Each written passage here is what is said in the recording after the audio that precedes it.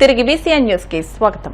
నేటి మానవాళికి యోగా చాలా ముఖ్యమని, యోగా చేయడం వలన శరీరంలో అన్ని అవయవాలు సమృద్ధిగా పనిచేస్తాయని, దీనితో మనిషి ఆరోగ్యకరమైన జీవితాన్ని అనుభవించడంతో పాటు మానసిక ప్రశాంతత కలిగి ఉంటారని డీఎస్పీ జయసూర్య అన్నారు. భీమవరం డీఎస్పీ కార్యాలయం వద్ద గురువారం శ్రీ విజ్ఞాన వేదిక ఆధ్వర్యంలో యోగా అవగాహన ప్రచార బేరీ కార్యక్రమాన్ని నిర్వహించారు. డీఎస్పీ జయసూర్య మాట్లాడుతూ ప్రతి ఒక్కరికి యోగాపై అవగాహన కోసం రాష్ట ప్రభుత్వం 4 రోజులు కార్యక్రమం చేపట్టడం జరిగిందన్నారు. శారీరక ఆరోగ్యాన్ని, మానసిక ప్రశాంతతను చేకూర్చే యోగాను అందరూ అభ్యసించాలని అన్నారు.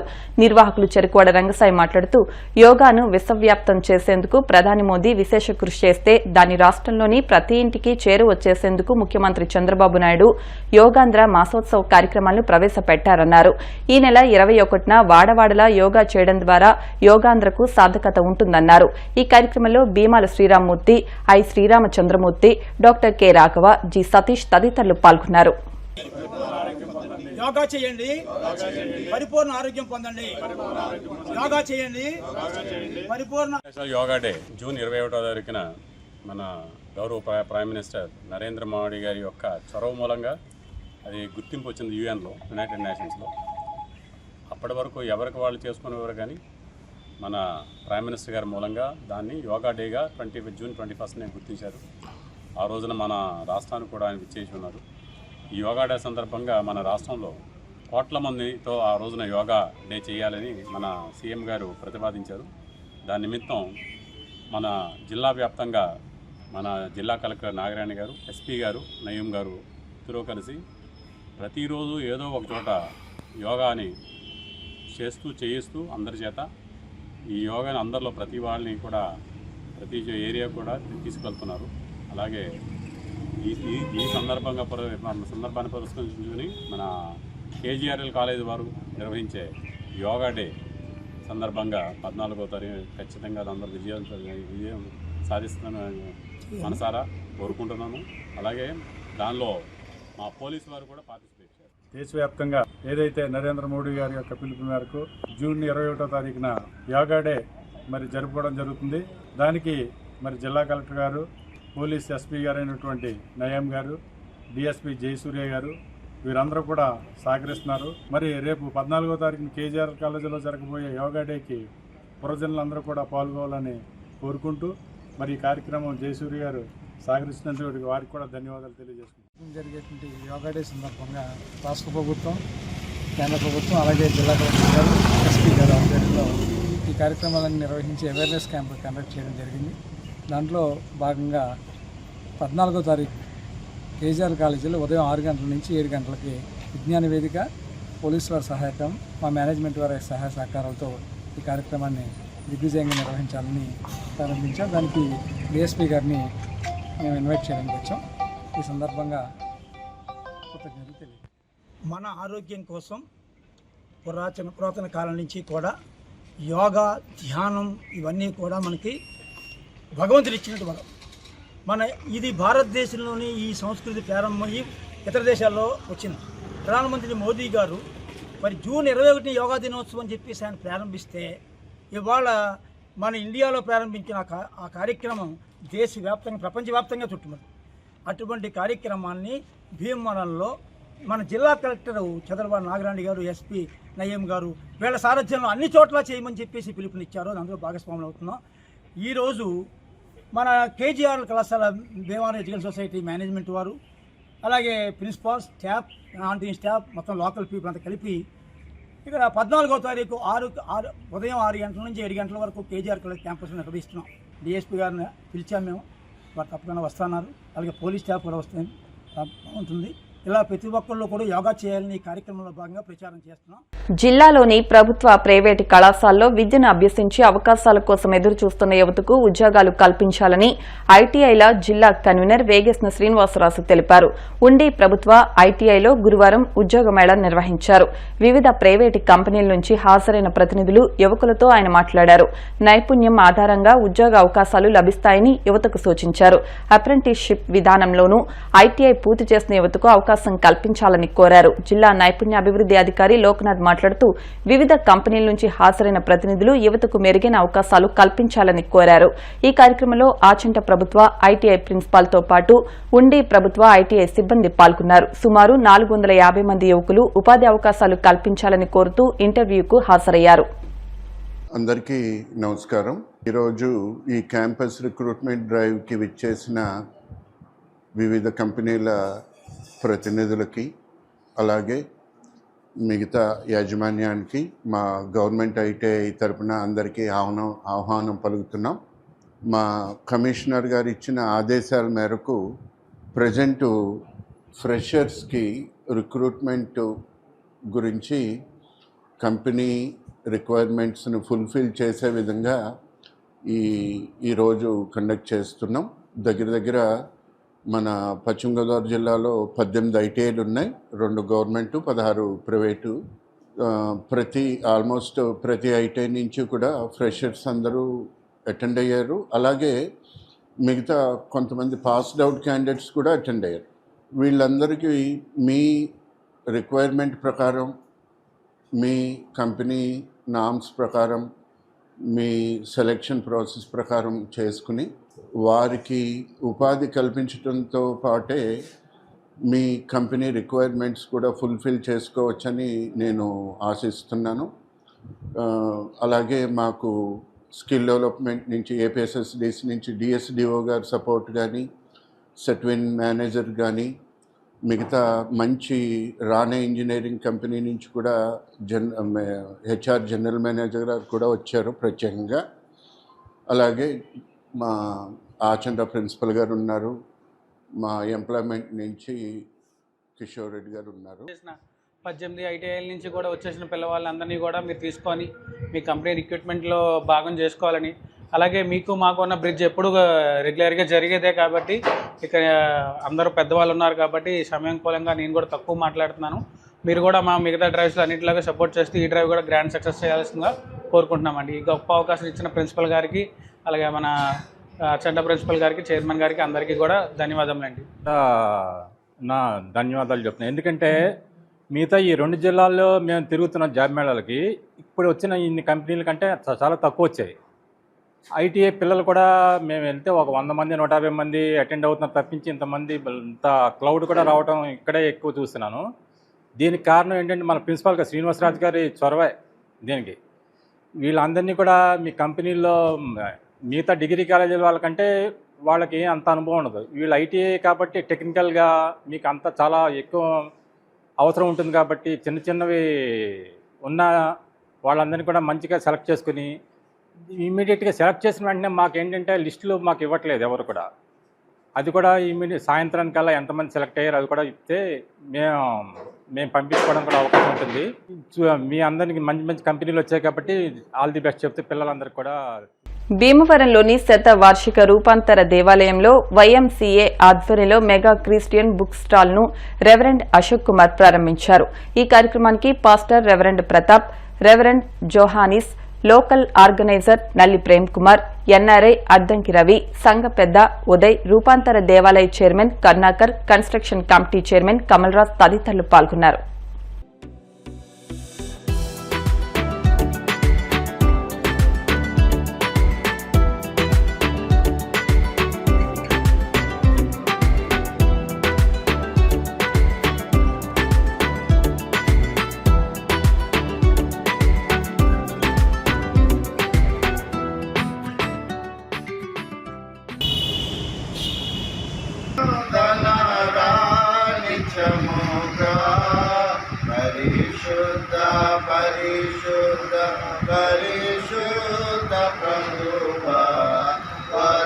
ఈరోజు ఒక సంతోషకరమైనటువంటి కార్యం ఏంటంటే భీమవరం శతవార్షిక రూపాంతర దేవాలయం నందు వైఎంసీఏ వారి ఆధ్వర్యంలో మెగా బైబిల్ సేల్ ఇది ఏర్పాటు చేశారు. అన్ని రకాలైన బైబిళ్ళు చాలా అందుబాటు ధరలో ఇక్కడ ఏర్పాటు చేశారు. అన్ని రకాలైన సాహిత్యాలు కూడా ఇక్కడ బైబిల్ సంబంధించిన సాహిత్యాలన్నీ కూడా ఇక్కడ అందుబాటులో ఉన్నాయి. ఈ కార్యక్రమాన్ని ఉదయకాల సమయం ప్రార్థనాపూర్వకంగా ప్రారంభించాం. ఈ కార్యక్రమం ఈ 5 రోజుల పాటు ఇక్కడ కొనసాగుతూ ఉంది. ఈ అవకాశాన్ని భీమవరం పట్టణ పరిసర ప్రాంత క్రైస్తవ విశ్వాసులందరూ కూడా సద్వినియోగం చేసుకోవాల్సిందిగా మనవి చేస్తూ ఉన్నాను. ఈ ఉదయకాల సమయమందు చిన్ననాటి నుంచే మానవీయ విలువలతో కూడిన విద్యా బోధన అంగన్వాడీల్లో అందిస్తున్నారని రాష్ట్ర public accounts committee chairman MLA Pulaparthi Ramanjaneyulu అన్నారు. భీమవరం 39వ వార్డు దుర్గాపురంలోని అంగన్వాడీ కేంద్రంలో మహిళా అభివృద్ది శిశు సంక్షేమ శాఖ ఆధ్వర్యంలో మన అంగన్వాడీ పిలుస్తోంది సామూహిక అక్షరాభ్యాసం కార్యక్రమాన్ని ఎమ్మెల్యే అంజుబాబు ప్రారంభించి మాట్లాడారు. 3 ఏళ్లు నిండిన చిన్నారులను అంగన్వాడీ కేంద్రాల్లో ప్రవేశాల కల్పనకు 5 ఏళ్లు పూర్తి చేసుకున్న పిల్లలను ప్రభుత్వ పాఠశాలలో చేర్పించే లక్ష్యంతో మన అంగన్వాడీ పిలుస్తోంది కార్యక్రమానికి కూటమి ప్రభుత్వం శ్రీకారం చుట్టిందన్నారు. బడులతో పాటు సమాంతరంగా అంగన్వాడీల్లో పిల్లలను కొత్తగా చేర్చుకుని వారికి సామూహిక అక్షరాభ్యాసాన్ని చేయిస్తున్నామని అన్నారు. అంగన్వాడీ పీడీ లక్ష్మి మాట్లాడుతూ ఈ నెలాఖరు వరకు మన అంగన్వాడీ పిలుస్తోంది కార్యక్రమాన్ని సామూహిక అక్షరాభ్యాసాల కార్యక్రమాలను అన్ని అంగన్వాడీ కేంద్రాల్లో నిర్వహిస్తున్నామన్నారు. కార్యక్రమంలో ఇందుకూరి రామలింగరాజు, మెరగాని నారాయణమ్మ, నసీమా బేగం, జనసేన పట్టణాధ్యక్షుడు చెనమల్ల చంద్రశేఖర్, బొబిలిశెట్టి రామకృష్ణ, లక్ష్మీకాంతం, సరళ, పత్తి హరివర్దన్, ఎరంశెట్టి శివకృష్ణ, భగత్ సింగ్, రామాయణం శ్రీనివాస్, కూటమి నాయకులు, కార్యకర్తలు, అభిమానులు పాల్గొన్నారు. 29వ వార్డులో దుర్గాపురంలో అంగన్వాడీ స్కూల్లో పిల్లలకి అక్షరాభ్యాస కార్యక్రమం ఏర్పాటు చేయటం జరిగింది. దాంతోపాటు గ్యాస్ స్టవ్, కుక్కర్ కూడా ఇవ్వటం జరుగుతుంది.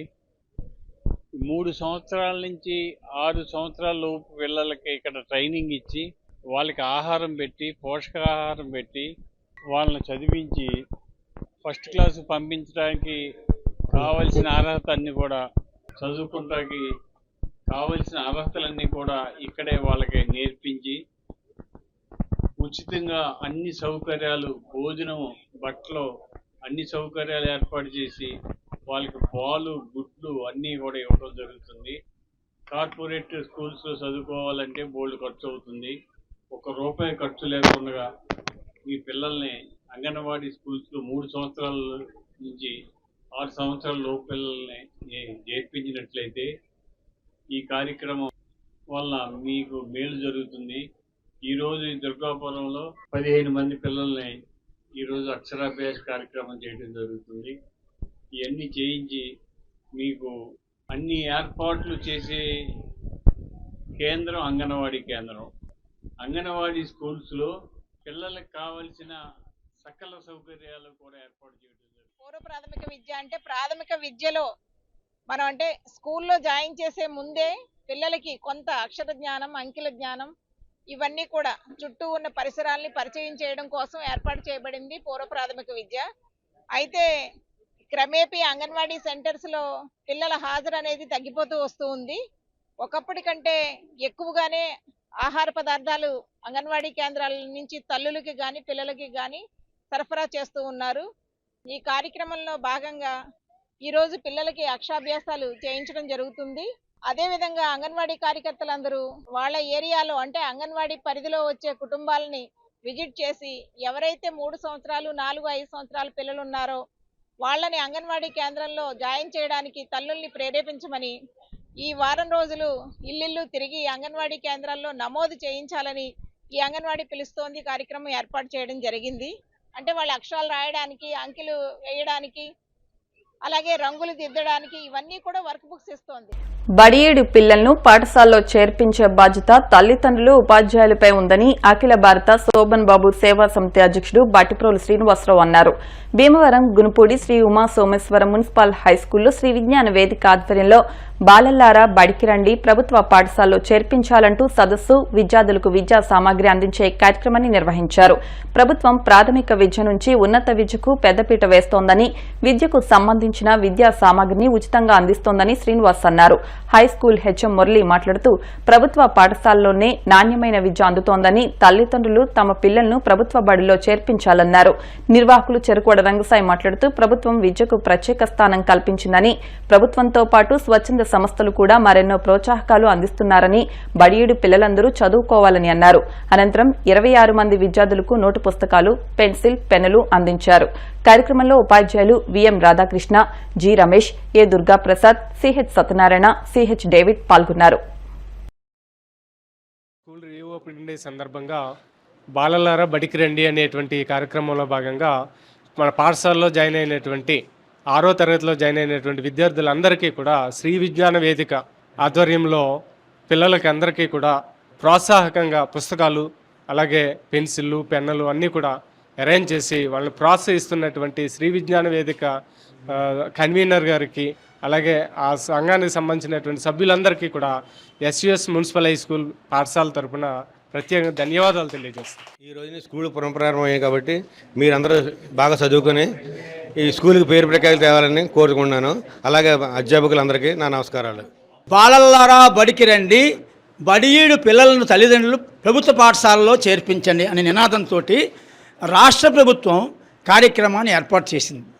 దానికి ఏంటంటే స్వచ్ఛంద సంస్థలు శ్రీ విజ్ఞాన వేదిక ఆధ్వర్యంలో అన్ని పాఠశాలల్లో కూడా 6వ క్లాస్ జాయిన్ అయిన పిల్లలందరికీ కూడా మేము వారికి తగిన పుస్తకాలు గవర్నమెంట్ ఇస్తున్నారు, కానీ మేము కూడా పుస్తకాలు తగిన పారితోషికం కూడా ఇస్తాం. ముఖ్యంగా పిల్లల్ని చేర్పించిన వాళ్ళకి ఆ తల్లికి మేము బహుమతి ఇస్తున్నాం. సార్ హెడ్ మాస్టర్ మీరు మీ తోటి విద్యార్థుల్ని ఒరే మా స్కూల్కి రండిరా ఎస్యుఎస్ పాఠశాల అని చెప్పాలి మీరు. ఏమ్మా ఇది మన స్కూల్ పేరు ఏంటి? Sri Uma Someswara municipal high school. మీకు వచ్చేస్తాయి, గవర్నమెంట్ బోర్డు ఇస్తున్నారు మీకు. దాంతోపాటు మేమంతా వచ్చి మీకు అన్ని అండదండగా ఉంటాం మేము. అంచేత మీరు ఎవరు బస్ గారు చక్కగా పుస్తకాలు ఇవన్నీ అందజేస్తున్నారు. ఇలా ప్రతి దాని ప్రకారం జరుగుతుంది ఈ కార్యక్రమం. మరి హెడ్ మాస్టర్స్ మున్సిపల్ టీచర్స్ అందరూ మాకు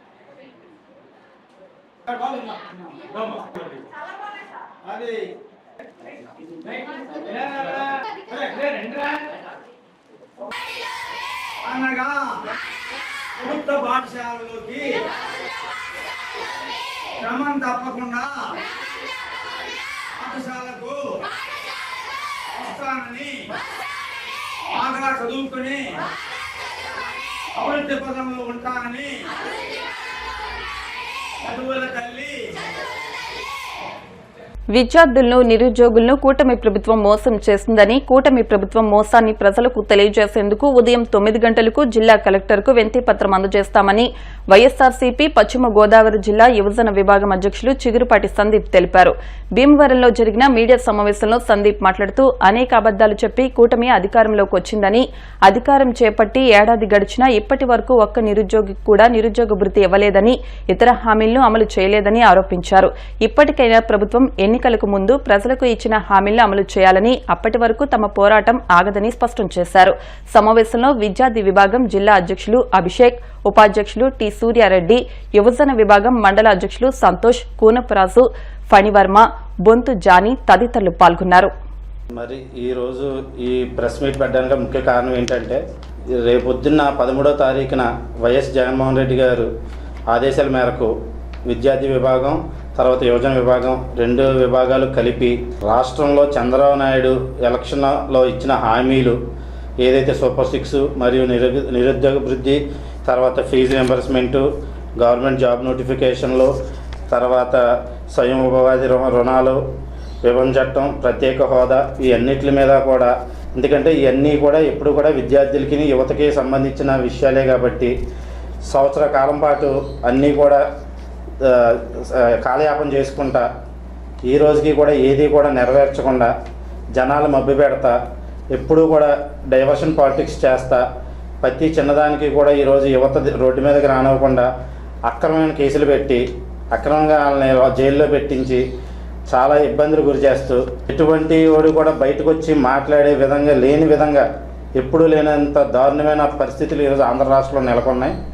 అవన్నింటినీ కూడా ఖండిస్తూ రేపొద్దున 13వ తారీఖున మరి మేమందరం కూడా జిల్లా కలెక్టర్ గారికి మా అందరం కూడా ఒక శాంతియుత ర్యాలీ కింద వెళ్ళి గ్యాదర్ అయ్యి ఆవిడికి ఒక రిప్రజెంటేషన్ ఇచ్చి మా కలెక్టర్ గారికి ఇదని మా పరిస్థితి, ఎందుకంటే నిరుద్యోగ వృద్ధి ఇస్తానన్నారు, ఎవరు లేదు. గవర్నమెంట్ జాబ్ నోటిఫికేషన్లు అన్నారు, మెగా డిఎస్సి 2025లో చేశారు. గత నెల 20న 16,347 ఉపాధ్యాయుల పోస్ట్ నోటిఫికేషన్ ఇచ్చి ఇప్పటికి సంవత్సరం అయింది. కానీ ఆ సంవత్సరం నుంచి కూడా అప్పుడు మెగా డిఎస్సి అని చెప్పి భారీ ఎత్తు ప్రకటనలు పలికి ఈరోజు దాకా ఒక పోస్ట్ తీసింది కానీ ఒక విద్యార్థికి కానీ ఒక యువతకు కానీ ఇచ్చింది ఏ దాఖలాలు లేవు. అదేవిధంగా మనం చూసుకుంటే నిరుద్యోగ వృద్ధి ఇస్తానన్నారు. మరి ఇప్పుడు గత ప్రభుత్వంలో 2014 నుంచి 19 దాకా చేసినప్పుడు ఇవ్వలేదు, మళ్ళీ 1924లో గెలిచిన కానీ ఇప్పుడు 25 కరెక్ట్గా ఈ రోజుకి సంవత్సరం అయింది. ఈ సంవత్సర కాలం పాటు కూడా నిరుద్యోగ ఇవ్వడమే కాకుండా ఈరోజు ఉన్న యూత్ మొత్తం కూడా డ్రగ్స్ వైపు మళ్లించి రోజు కూడా పగలు రాత్రులు లేకుండా నడి రోడ్ల మీద నరుక్కుని చచ్చిపోయేంత దారుణమైన స్థితిలో మన ఆంధ్ర రాష్ట్రం ఉంది.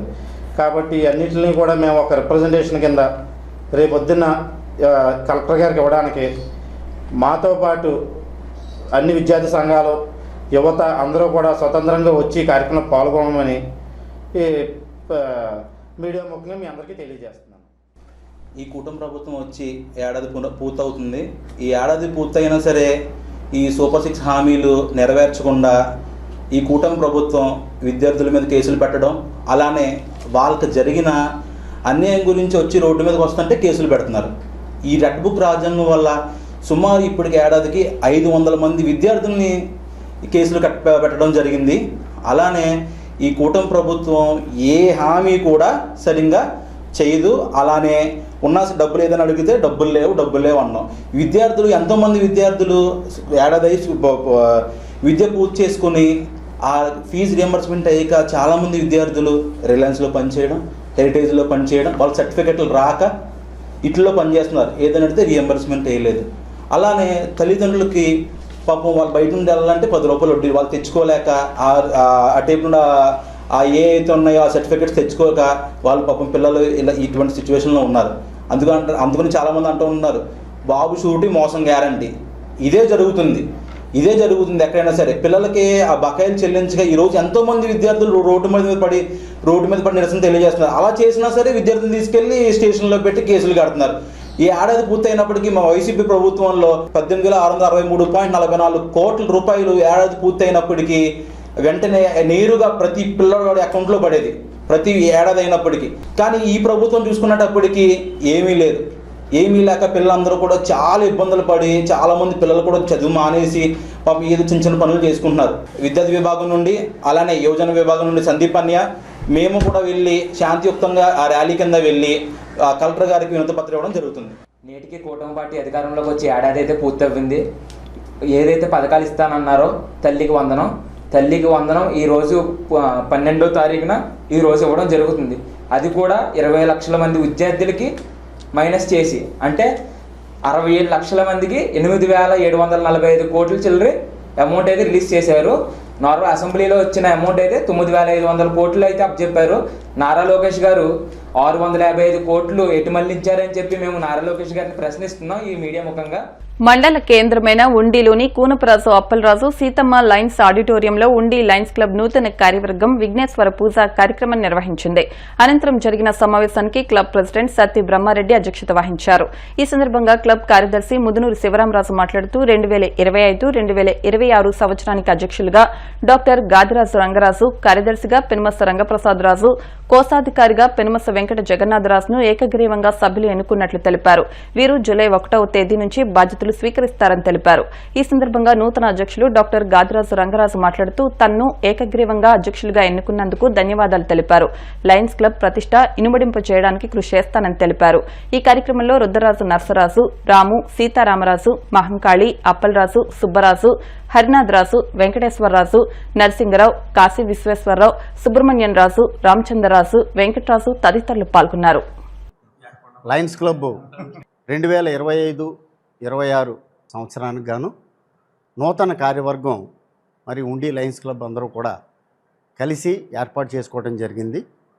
మరి ఉండి లయన్స్ క్లబ్ నూతన అధ్యక్షులుగా గౌరవనీయులు లయన్ డాక్టర్ గాదిరాజు రంగరాజు గారు, అట్లాగే కార్యదర్శిగా లయన్ పెన్మెచ్ రంగప్రసాద్ రాజు గారు, అట్లాగే కోశాధికారిగా లయన్ పివి జగన్నాథరాజు గారిని మరి అందరూ కూడా ఏకగ్రీవంగా ఎన్నుకోవడం జరిగింది.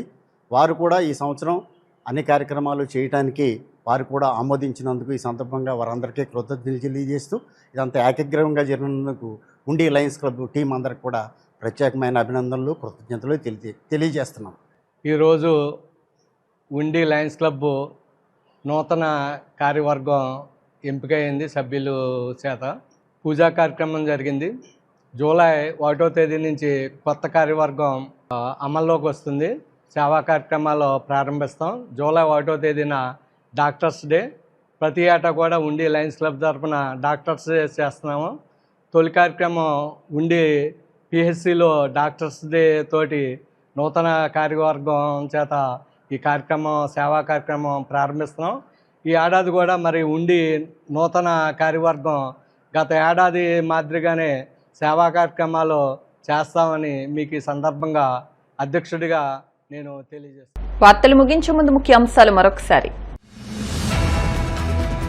2047 నాటికి వికసిత భారత్ లక్ష్యంగా కేంద్రంలోని నరేంద్ర మోడీ నాయకత్వంలోని ఎన్డీఏ ప్రభుత్వం పనిచేస్తోంది. కేంద్ర మంత్రి శ్రీనివాస్ వర్మ. రాష్ట్రంలో కూటమి ప్రభుత్వం ఏర్పడి సంవత్సరం పూర్తయిన సందర్భంగా భీమవరం ఎమ్మెల్యే కార్యాలయం, టీడీపీ కార్యాలయాల్లో సంబరాలు.